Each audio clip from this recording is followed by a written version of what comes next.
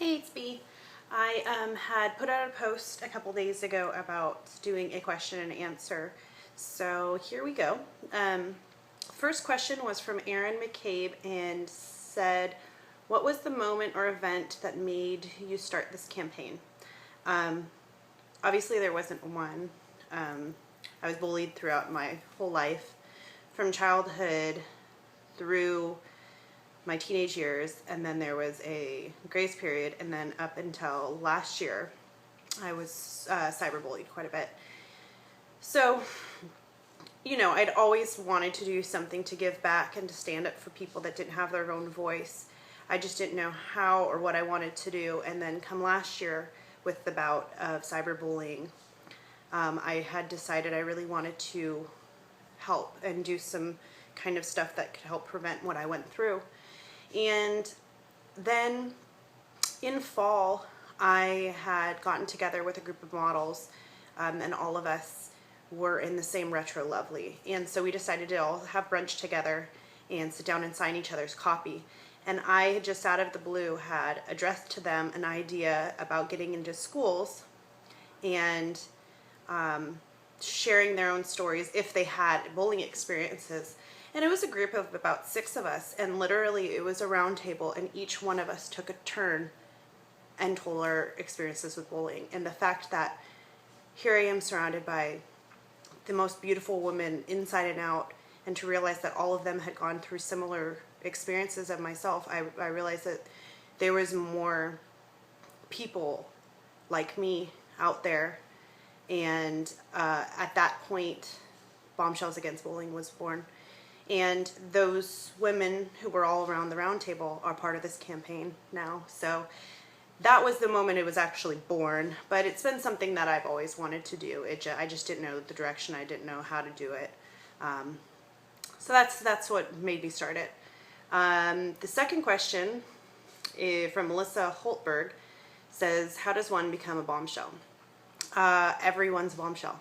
The reason why the actual name is Bombshells Against Bullying is because what the real actual dictionary textbook definition of bombshell is something extraordinary. And that's what every single one of us are. Whether you think it or not, someone else does. And so that's what it is. So, but if you wanted to think of the term that is most commonly used, bombshell, we are working with a couple photographers of actually Cat Attack Photography and Mitzi & Co Photography. We are putting together a kind of pin up for a day makeover specials that we're going to start taking around and doing that with ladies. So as soon as that's actually in play, I'll be making posts about it. So stay tuned for that. Natasha Colrose says, how long did it take you to get the courage to do this campaign? Well, so from the time that I decided I wanted to do it and I created the name, I had the name, I had the page, I had everything set up, I hadn't launched. It took me about 6 months to get the courage. I had the page created, I had everything, I even had the logo. I didn't know what was stopping me. What I realized was what was stopping me was me having to admit publicly about my own personal experiences.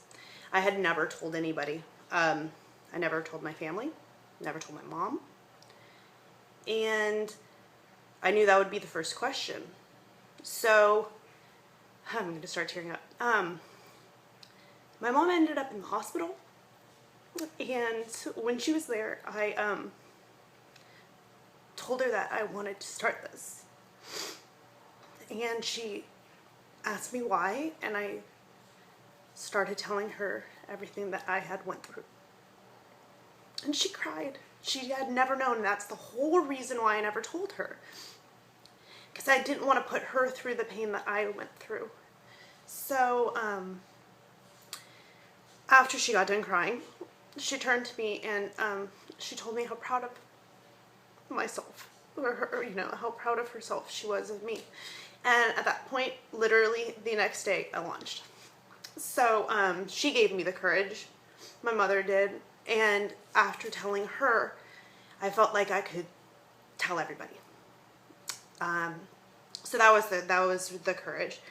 Jazzy Velasquez says, "What's the best advice anyone has ever given me?"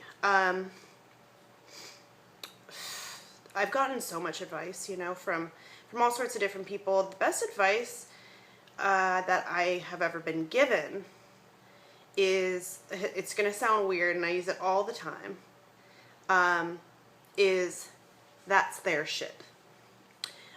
Because what other people think of you, or whatever judgment you're getting received, really has nothing to do with you. It has to do with them. It has to do with whatever they're dealing with, or however their environment is, and their negative thoughts and actions put out in the world. That's on them. That's their shit. And when, I might have a judgment, or I might hear something negative about me, because it still happens from time to time, I just have to sit there and be like, that's their shit. That's that's not me. I know who I am. I know my value. I know my worth. I know my talent. I know my heart. I know who I am inside, and nobody else can change that. So that's their shit. Melissa Perrone says, how and what can I do to help? Well, everybody has different ways that they can help, and it just depends on per person. The easiest thing to do is spread word about this. The more people talk, the more it becomes a domino effect.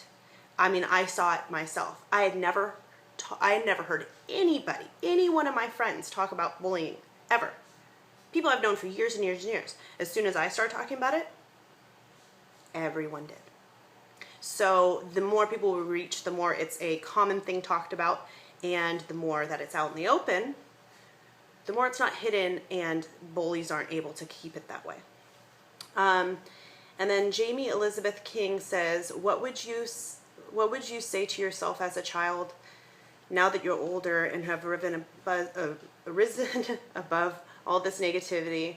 And what would you tell Minnie B to encourage her?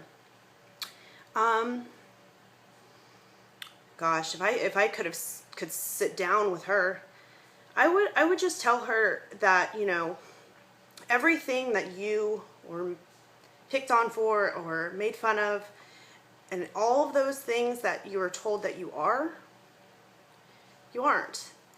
And everything that,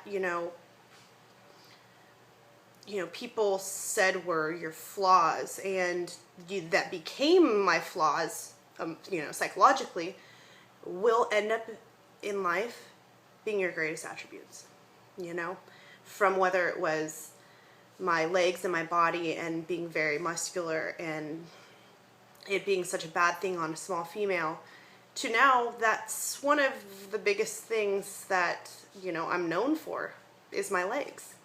And I still have some issues that I have to work through about accepting my, because it was so many years, put into me. But I would just let her know that, the humor, the tom girl, the funny girl, the broken nose, the man leg, all of those things ended up being me. And I would just tell her to not let it get to her, and to not take those things that they said to heart, because my biggest thing right now is, still trying to recover and still trying not to believe what those people have said so many years ago. So that's what I would do, is just let her know that those things will be, the traits that everyone loves in the end. So,